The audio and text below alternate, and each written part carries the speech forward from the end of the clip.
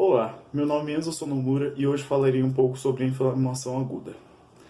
Bom, os fatores determinantes para que possa se configurar uma inflamação são o calor, rubor, edema, dor e a perda de função na região afetada por essa inflamação.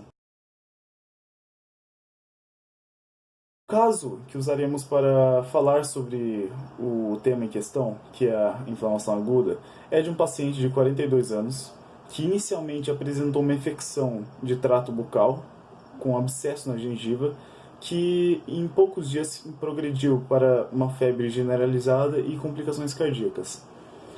A lâmina histopatológica que foi feita desse coração após a retirada do paciente, caso ele tenha morrido ou sofrido transplante, nós não sabemos, é possível identificar infiltrados de neutrófilos, regiões de abscessos e necroses teciduais, os microabscessos no caso, e colônias bacterianas.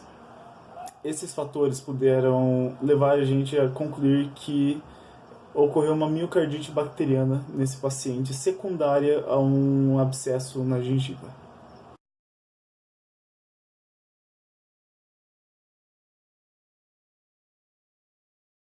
Após a invasão e a proliferação desses micro-organismos, células fagocíticas e granulocíticas são ativadas, levando ao início do processo inflamatório, produzindo exudato.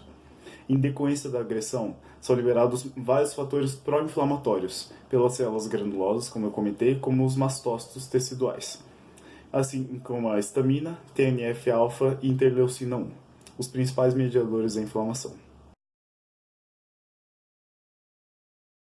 Imediatamente após a liberação inicial de citocinas inflamatórias, ocorre a vasodilatação e aumento da permeabilidade vascular, mediados pela C3, C2 e C5, além da bradicinina, levando à diapedese de monócitos e linfócitos para o tecido, ocorrendo principalmente nos capilares onde a parede é menos espessa.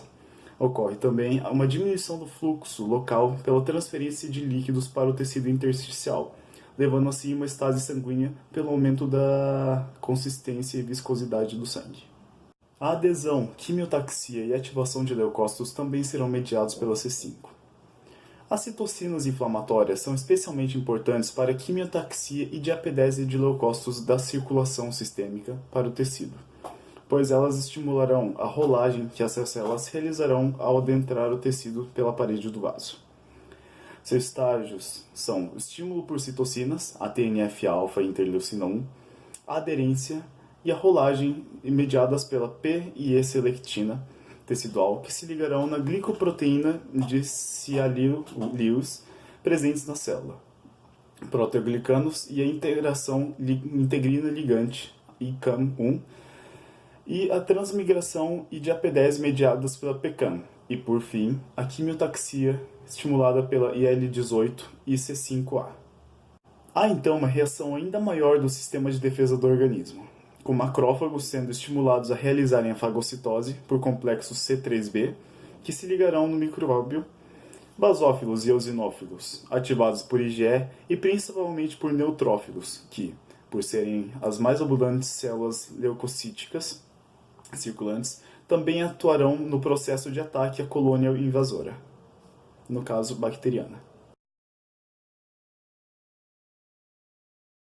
Esses mecanismos de defesa levam à formação de abscessos no tecido infectado, compostos por principalmente células bacterianas e células leucocitárias mortas, e também ativas em muitos dos casos, além do tecido necrótico propriamente dito.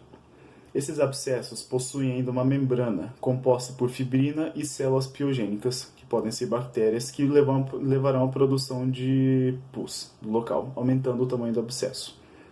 A fagocitose dos micro-organismos serão mediados pela C3b, como anteriormente citada, e os processos de vasodilatação aumentarão, assim como a extensão do abscesso pela passagem de fluidos para dentro desse abscesso, podendo ainda levar alguns nutrientes a mais e estimular a formação desse abscesso por um tempo.